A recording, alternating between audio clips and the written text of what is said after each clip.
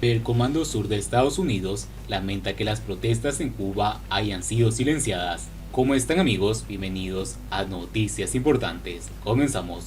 Lo siento mucho por el pueblo cubano, merece un mejor gobierno y merecen sus libertades y trataron de ejercer esas libertades, claramente fueron callados, expresó Faller. El almirante Craig Faller, jefe del Comando Sur de los Estados Unidos, lamentó que las protestas en Cuba hayan sido silenciadas y declaró que trabajan en observar de cerca la influencia de Rusia y la influencia de China en Cuba, a la que consideró como una amenaza. Lo siento por el pueblo cubano, merecen un mejor gobierno y merecen sus libertades y trataron de ejercer esas libertades y claramente fueron callados. Además, Faller señaló que la tecnología para ofrecer el servicio y controlar el Internet en Cuba proviene de China. Ahora la mayor parte de ese sistema de Internet en Cuba es de China, señaló al inaugurar en Miami la Conferencia de Defensa Sudamericana. Faller, quien ha denunciado ante el Congreso el uso que hace Cuba de la diplomacia médica para generar buena voluntad internacional y obtener acceso por la puerta trasera y así socavar las democracias frágiles. A raíz de las protestas del 11 de julio, claramente calladas según Faller, varias voces del gobierno estadounidense expresaron que la idea de una intervención militar en la isla nunca se iba a materializar y que era más un subterfugio del régimen cubano y así desviar la atención sobre su responsabilidad en la crisis que atraviesa el país y manipular a la opinión pública. Ni los más anticomunistas, Reagan, Bush, ni la política de Trump, nadie ha considerado eso, dijo el senador demócrata Bob Menéndez. Mientras tanto, Fincimex, preocupada por las restricciones a las remesas entre Estados Unidos y Cuba, niega que pertenezca a Gaesa. El régimen utiliza a las familias cubanas para que permita el envío de dinero entre ambos países sin condiciones. La dictadura cubana reaccionó más de un mes después de las declaraciones del presidente de Estados Unidos, Joe Biden, de no facilitar a corto plazo el envío de remesas de Estados Unidos a la isla, porque es muy probable que el gobierno confiscara esas remesas, o al menos buena parte de ella, dijo Joe Biden días después del estallido de las protestas pacíficas en Cuba el pasado 11 de julio.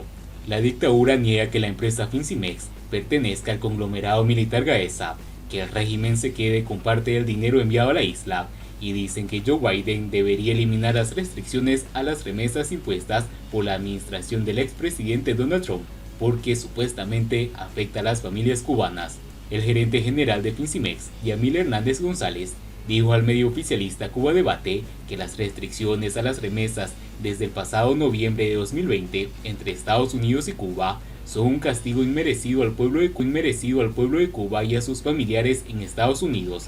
Fue una política dirigida a penalizar el nivel de vida de la población cubana sobre la base de pretextos totalmente infundados y reiterados sin escrúpulo alguno. El directivo se mostró preocupado por el aumento de la dificultad y el costo para recibirlas. La medida ha impactado negativamente en el nivel de vida de los receptores y en los bolsillos de quienes las envían. Se dice que actualmente las personas están pagando en Estados Unidos hasta 30 o más dólares por cada 100 que envían a sus familiares en Cuba a través de canales irregulares. El vocero del régimen dijo que otra consecuencia ha sido el aumento de las transferencias incontroladas de divisas desde los Estados Unidos a Cuba, algo que nunca es positivo y que va en contra de lo que la comunidad internacional intenta garantizar y regular. El levantamiento de las restricciones impuestas en octubre de 2020 beneficiaría a todos los que ahora se ven injustamente afectados. También ayudaría a regular nuevamente el principal movimiento de divisas entre los dos países.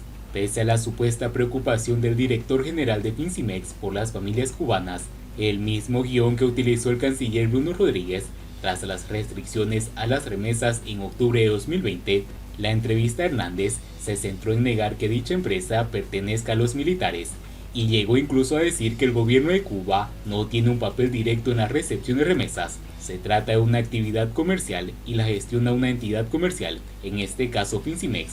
El papel del gobierno, en uso de sus prerrogativas soberanas, es designar a Fincimex como la entidad encargada de esta gestión.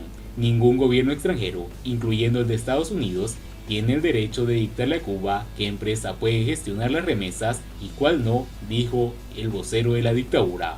Es falso que Fincimex, el gobierno cubano o las Fuerzas Armadas se apropiaran de un 20 o un 40% del dinero remesado a Cuba desde los Estados Unidos. falsedad que políticos de este país repiten sin parar. Insisto, el dinero remesado no era objetivo de gravamen alguno para ingresar en Cuba. El destinatario recibía el monto remesado total e íntegramente, dijo cínicamente.